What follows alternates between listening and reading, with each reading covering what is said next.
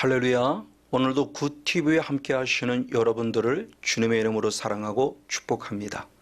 오늘은 누가복음 4장 43절 말씀을 중심으로 해서 예수님이 이 땅에 오신 목적이란 제목으로 오늘과 다음 주에 걸쳐서 총 5개의 목적을 찾으며 함께 한번 은혜를 나누기를 원합니다.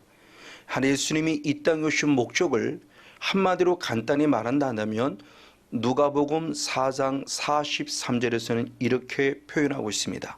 우리 한번 나같이 한번 말씀을 읽어보도록 하겠습니다. 누가복음 4장 43절입니다. 예수께서 이르시되 내가 다른 동네에서도 하나님의 나라 복음을 전하여 하리니 나는 이 일로 보내심을 입었노라 하시고 아멘. 한마디로 간단히 말하면 예수님이 이 땅에 오신 목적은 하나님의 나라를 위해서 이 땅에 오셨다는 사실을 분명히 말씀을 통해서 알려주고 있습니다. 예수님이 이 땅에 오셔서 십자가에 죽으셨고 3일 만에 부활하신 이후 40일간 이 땅에 계시면서 승천하기 직전까지 역시 사도행전 1장 3절의 말씀을 통해서 봐도 마지막까지 예수님은 하나님의 나라의 일을 말하셨다고 말하며 예수님이 이때 오신 목적을 확실히 가르쳐 주고 있습니다. 그리고 더불어 제자들과 함께 예수님의 큰 마지막 복음의 사역을 감당하신 사도 바울의 사역 역시 보니 사도행전 28장 31절의 말씀을 통해서 보면 역시 바울도 담대히 하나님의 나라를 전파했다고 말하며 예수님과 더불어 이 땅의 모든 사람들의 사역들 자체 핵심이 하나님의 나라임에 대하여 우리에게 분명히 가르쳐 주고 있습니다. 예수님이 이 땅에서 무슨 일을 행하셨을까요?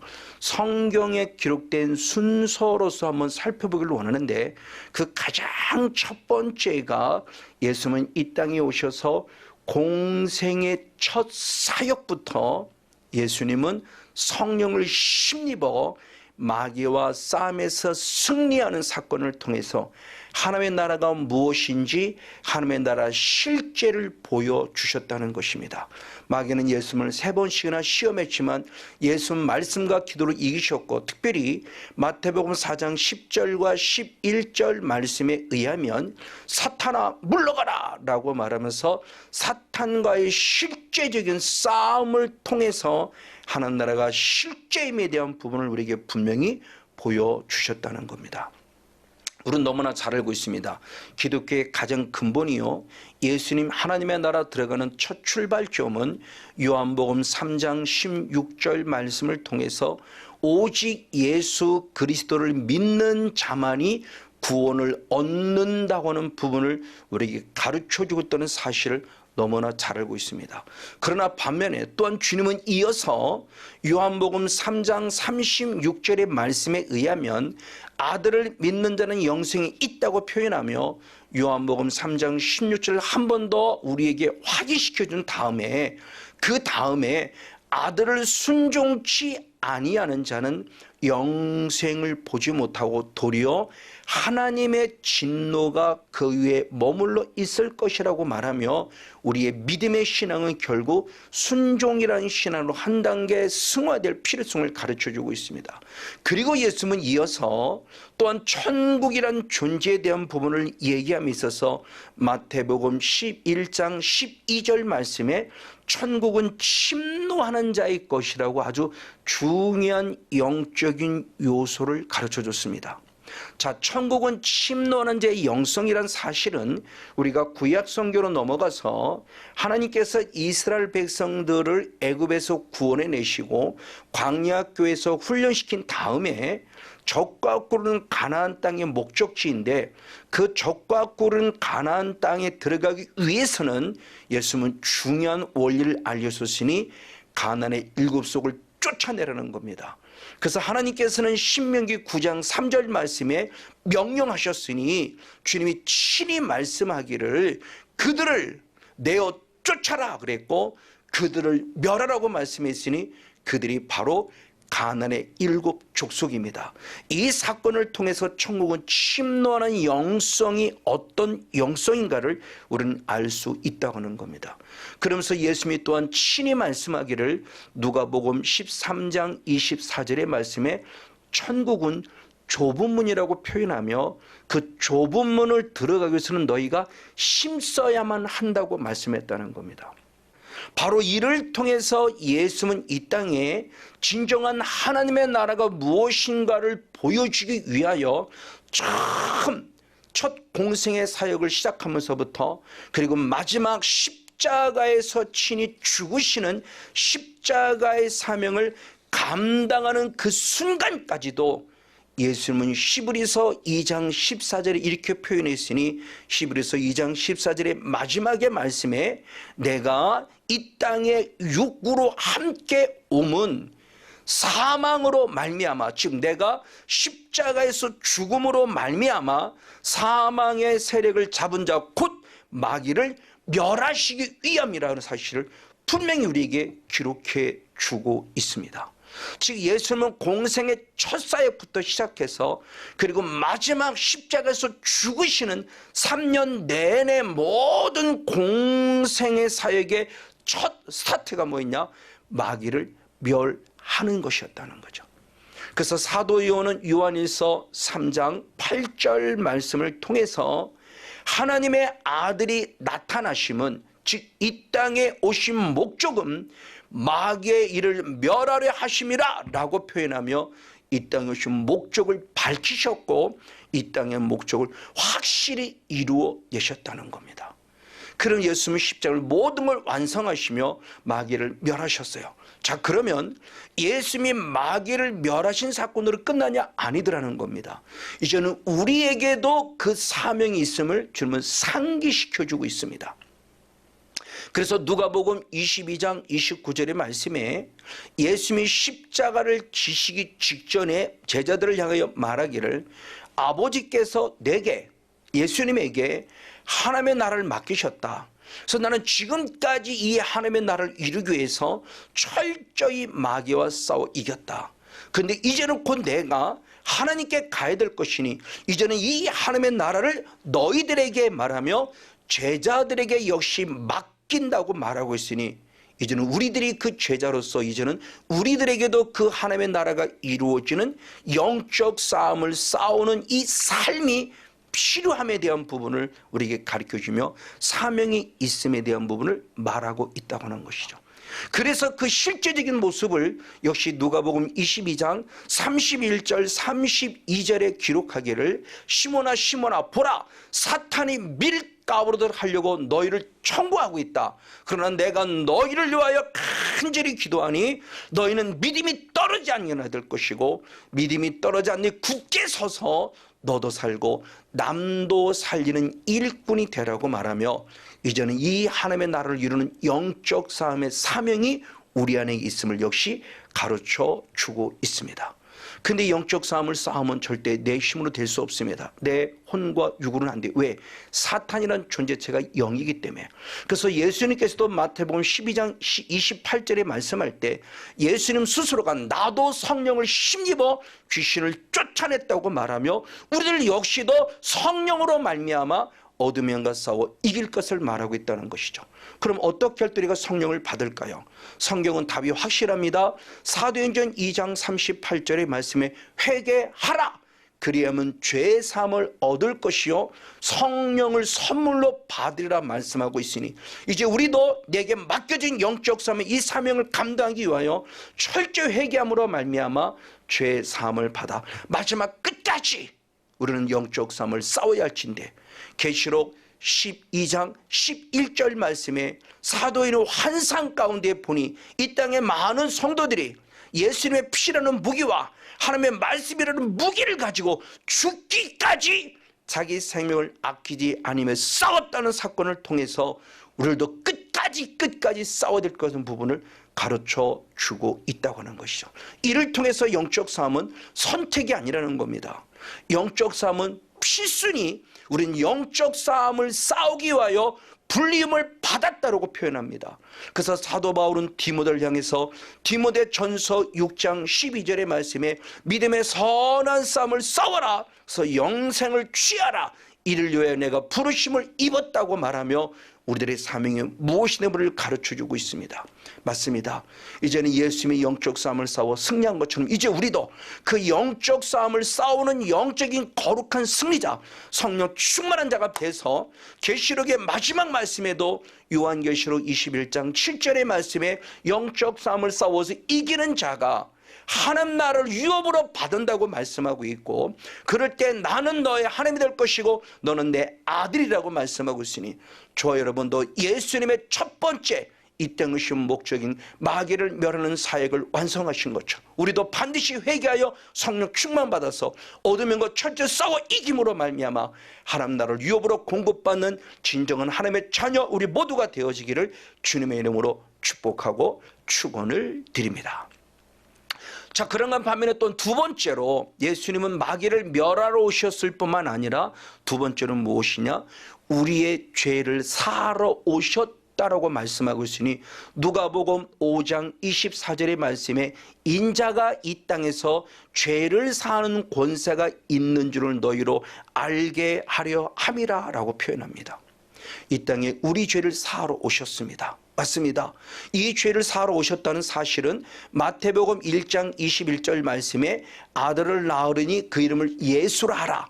그래서 그 예수가 우리를 죄에서 구원할 자라고 말하며 예수라는 이름값을 통해서 우리는 이 땅에 예수님이 무엇을 하러 오셨는가에 대한 부분을 정확히 알 수 있습니다.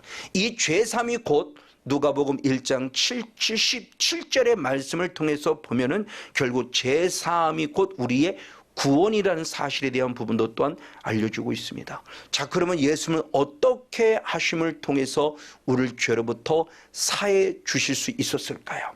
빌립보서 2장 8절 말씀에는 예수님이 친히 십자가에서 죽으심으로 말미암아 그 죄사함의 길을 열으셨다고 말합니다. 근데 중요한 하나의 이유가 있습니다. 그 죄사함의 모습의 원리가 있습니다. 고린도전서 15장 3절의 말씀을 보면 성경대로 죽으셨다고 표현함을 통해서 예수님의 이 죽으심은 어느 날 갑자기 이룬 것이 아니라 이미 주님의 절대적 계획과 섭리 속에 있는 약속의 성취라는 것이죠. 그러면 대표적으로 그 성경은 구약 성경을 말하고 있으니 그 성경대로의 구약의 예언의 모습은 대표적인 모습으로 이사야 53장 5절과 6절입니다. 그가 채찍에 맞음으로 우리가 나음을 입었고 그가 찔림으로 우리의 허물을 인함인데 그가 상함은 우리의 죄악을 인함이라고 말하며 6절의 말씀에 예수님에게 우리의 모든 무리의 죄악을 담당시키셨다고 말하며 이사야의 말씀에 예언된 말씀을 예수님은 성취하러 오신 것입니다. 그래서 로마서 3장 25절의 말씀에 주님 스스로가 말씀하기를 나는 이 땅에 피를 흘림으로 하나님과 우리 사이에 화목 제물이 되어 주심으로 전에 지은 모든 죄를 간과하심으로 자기의 의 즉 하나님의 의를 나타내셨다고 성경은 기록하고 있습니다. 자, 바로 이 모습을 통해서 결국 예수 우리들에게 요한복음 19장 30절 말씀을 통해서 십자가에서 다 이루었다고 말하며 십자가를 통해서 모든 사건을 완벽하게 이룬 것을 우리에게 보여주고 있습니다. 맞습니다. 그래서 주님께서는 히브리서 9장 22절 말씀을 통해서 우리에게 말씀하기를 피 흘림이 없은 주 죄삼이 없다고 표현했으니 이건 역시 구약성경 예레미야 17장 11절에 이미 성경의 약속대로니 피가 있을 때 속죄함이 있다고 말하며 우리의 생명은 피에 있다고 말하니 이 피를 통해서 우리의 진정한 구원의 출발점이 있음을 말씀하고 있는 것입니다. 그래서 예수님이 이 땅에 오셔서 드디어 요한복음 1장 29절 말씀에 예수님을 세상 죄를 지고 온 하나님의 어린 양이라고 표현하며 그 세상 죄를 십자가에서 지시고 그 십자가를 지신 예수의 피를 통해서 우리를 깨끗게 하셨으니 요한일서 1장 7절의 말씀에 예수의 피가 우리를 죄에서 깨끗게 하셨다고 표현하고 있고, 에베소서 1장 17절, 에베소 1장 7절 말씀에도 그의 피로 말미암아 구속 후 죄 사함을 받았다고 표현하며, 오직 예수의 피를 통해서만 우리에게 진정한 구원이 있음에 대한 부분을 확실하게 알려주고 있다고 하는 것입니다. 맞습니다. 그러면서 주님이 중요한 영적 원리를 알려주셨으니 히브리서 10장 19절 한 절 말씀을 한번 같이 한번 읽어보시도록 하겠습니다. 시작. 그러므로 형제들아, 우리가 예수의 피를 힘입어, 아멘, 성소에 들어갈 담력을 얻었나니, 할렐루야. 성소에 들어갈 담력을 얻은 유일한 근원은 오직 예수의 피였다는 거예요.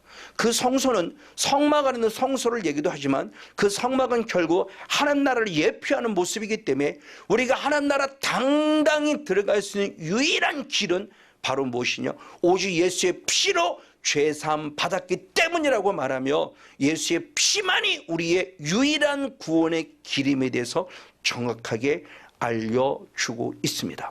그러면서 더더욱 중요한 부분의 모습이, 이 예수의 피의 사건이 2000년 전의 단번의 사건이지만, 그 단번의 사건이 영원한 제사가 되어졌고, 그 영원한 제사가 되어지게 지금도 영적 효력, 즉 우리의 죄를 사한다는 영적 효력은 지금도 영원토록 우리를 온전케 한다고 말합니다.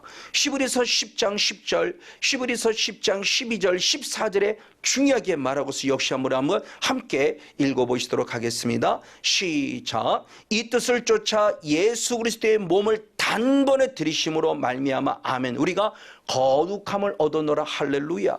오직 그리스도는 죄를 위하여 한 영원한 제사를 드리시고, 아멘, 하나님의 우편에 앉으사 저가 한 제물로 거룩하게 된 자들을 영원히 온전케 하셨느니라, 할렐루야. 맞아요. 사건은 2000년의 단번의 과거의 사건입니다. 근데 그 제사는 영원한 제사입니다. 미래를 향한 영원한 제사이고, 그 제사의 은혜는 지금까지도, 아니 영원토록 우리를 온전케 한다고 말하며, 예수 피의 능력과 예수 피의 그 영적 권세가 얼마나 중요한가에 대한 부분을 우리에게 분명히 가르쳐 주고 있습니다.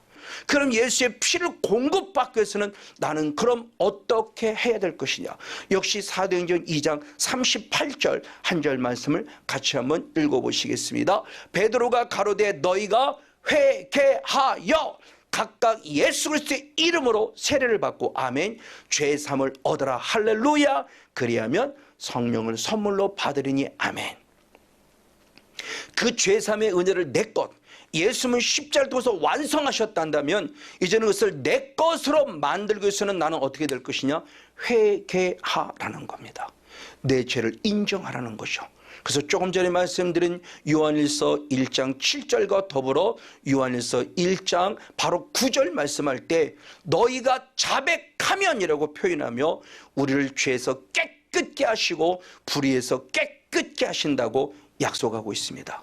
저 여러분들이 회개형의 부으심을 통해서 철저한 해결로 말미암아 반드시 죄사함을 공급받는 저와 여러분, 우리 모두가 되어지기를 역시 주님의 이름으로 간절히 축복하고 축원을 드립니다. 자, 그런데 주님은 이 십자가를 지심에 있어서 단순히 우리의 죄 사함으로만 끝나길 원하는가? 아니요. 우리의 죄를 사하신 다음에 주님 우리에게 중요한 명령을 주셨습니다. 그것은 과연 무엇인가? 사도 바울은 이렇게 표현했습니다. 고린도후서 5장 15절의 말씀을 역시 한 목소리로 같이 한번 읽겠습니다. 고린도후서 15절입니다. 시작. 저가 모든 사람을 대신하여, 아멘, 죽으심은 산자들로 하여금 다시는 너희 자신을 위해 살지 않고, 할렐루야, 오직 저희를 대신하여 죽었다가 다시 사신 자, 오직 예수 그리스도를 위하여 살게 하려 함이니라, 할렐루야. 자, 예수님의 십자가의 이 은혜, 십자가의 죽으심을 통해서 내 죄를 먼저 사하셨으면 죄 사함만 하나님의 백성으로서 어떻게 살아야 되는, 이제는 너를 위해 살지 말고, 성목사 너를 위해 살지 말고 이제는 나를 위해 살아달라고 표현하며, 이제는 오직 예수를 위해 살아야 될 것을 말씀하고 있습니다. 그래서 주님께서 말씀할 때 주를 위해 살기 위해서는 우리들의 사명이 어떻게 되느냐? 마태복음 16장 24절의 말씀에 너를 부인하라. 그리고 자기 십자가를 지라. 그리고 나를 쫓으라고 말씀하며 우리가 십자가에서 예수와 함께 철저히 죽어져서 이제는 오직 주를 위해 살아가는 자가 되어야 한다는 사실을 가르쳐 주고 있는 것입니다. 이에 사도 바울은 이 삶을 실제로 살았으니 갈라디아 2장 20절에 그의 신앙의 고백이 이렇게 기록되어 있습니다. 역시 한번 함께 읽겠습니다. 시작. 내가 그리스도와 함께 십자가에 못 박혔느니 아멘. 나는 그리스도와 함께 십자가에 못 박혀 죽었다는 겁니다. 그런즉 이제는 내가 산 것이 아니요 오직 내 안에 그리스도께서 사신 것이라. 할렐루야. 그러므로 이제 내가 육체 가운데 사는 것은 나를 사랑하사 나를 위하여 자기 몸을 버리신 하나님의 아들을 믿는 믿음 안에서 사는 것이라. 아멘. 내가 그리스도와 함께 십자가에 못 박혀 철저히 죽었어요. 왜? 주님께서 명령하셨기 때문에. 그럼 이제는 내가 철저히 죽었기에 나는 누구를 위해 살아가야 되느냐? 죽었다가 다시 사신 자, 나를 살리기 위해서 죽었다가 다시 살린 자 예수 그리스도, 그분을 위해 살아갈 것에 대한 부분의 모습을 분명히 가르쳐 주고 있다고 하는 것입니다. 그러므로 이제는 이 하나님의 놀라운 승리의 삶을 살아감에 있어서 나도 어떻게 살아갈 걸 말씀할 때는 주를 위하여 살아가야 된다는 겁니다. 그래서 사도 바울은 고백하기를 로마서 14장 7절 8절 말씀에 아주 중요한 고백을 했습니다. 자기를 위해 사는 자가 없다. 자기를 위해 죽는 자도 없다. 오직 우리는 살아도 주를 위해 살아야 되고 죽어도 주를 위해 죽어야 한다고 말하며 사나 죽으나 우리는 주의 것이라는 중요한 신앙의 고백을 합니다. 사도 바울은 말합니다. 자기를 위해 사는 도 없다고 미리 말하고 있고 자기를 위해 죽는 자도 없다고 말하고 있습니다. 저 말씀을 읽을 때마다 참 많이 불편한 진실이에요. 왜? 나는 나를 위해 살 때가 많았기 때문에. 그래서 다시 한번 나와 우리들의 삶을 고백함에 있어서 이제는 나를 위해가 아니라 주를 위해 살았다고 성경은 기록하고 있습니다. 왜? 나는 주님의 것이기 때문에. 그래서 성경 말씀을 통해서 보면은 하나님 외에 다른 신을 섬기는 것이 우상 숭배라고 말하는데 이 우상 숭배의 근원이 뭐냐? 나를 위해 사는 것이고 자기를 위해 사는 것입니다.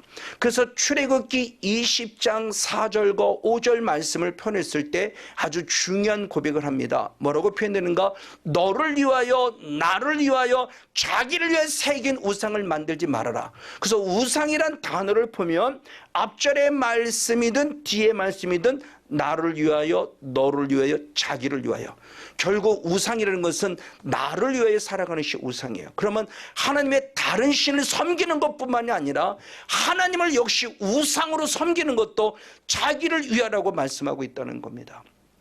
그래서 출애굽기 20장 23절의 말씀에 하나님을 섬김에 있어서도 자기를 위해 섬기지 말라고 말씀하고 있으니 너는 나를 비겨서 은이나 신상이나 금으로 너희를 위해 만들지 말라라고 말씀하며 하나님마저도 나를 위해 하나님을 섬기지 말고 나를 위해 하나님을 이용하지 말고 하나님을 위하여 살아갈 삶에 대한 부분의 모습을 분명히 말씀해 주고 있다고 하는 것입니다. 맞습니다. 그래서 요한계시록 1장 6절은 사도 요한을 통해서 중요한 영적 원리를 알려주고 있으니 하나님이 나에게 하나님의 나라를 허락해 주시고 세상을 삼으신 이유를 말씀하고 있으니 오직 하나님을 위하여 살라고 말하며 하나님께 영광 돌리라고 말합니다. 마지막 결론으로 하면 요한계시록 1장 6절 한 절 말씀을 같이 읽어보시겠습니다. 그 하나님 아버지를 위하여 아멘. 우리를 나라와 재상으로 삼으신 그에게 영광과 능력이 세세토록 있기를 원하노라. 할렐루야. 예수님이 이 땅에 오신 목적을 가면 두 가지로 나눴습니다. 첫 번째는 하나님의 나라를 위하러 오셨는데 그 일을 위하여서 첫째는 마귀를 멸하심으로 하나님 나라가 실제임을 보여주셨습니다. 그리고 두 번째는 십자가에서 죽으시고 피 흘려 죽으심으로 말미암아 우리의 죄를 사하심을 통해서 역시 하나님의 나라가 무엇인가를 알려주고 있습니다. 그리고 한 단계 더 나아가 이제는 구원받은 하나님의 백성, 하나님의 나라가 이루어졌기에 이제는 하나님을 위하여 살아가는 삶의 주인공이 되길 원하고 있으니 저와 여러분도 성령의 충만함을 공급받고 철저히 남은 생에 하나님만을 위하여 살아가는 성령 충만한 주인공 우리 모두가 되어지기를 주님의 이름으로 간절히 축복하고 축원을 드립니다. 주님의 이름으로 사랑하고 축복합니다.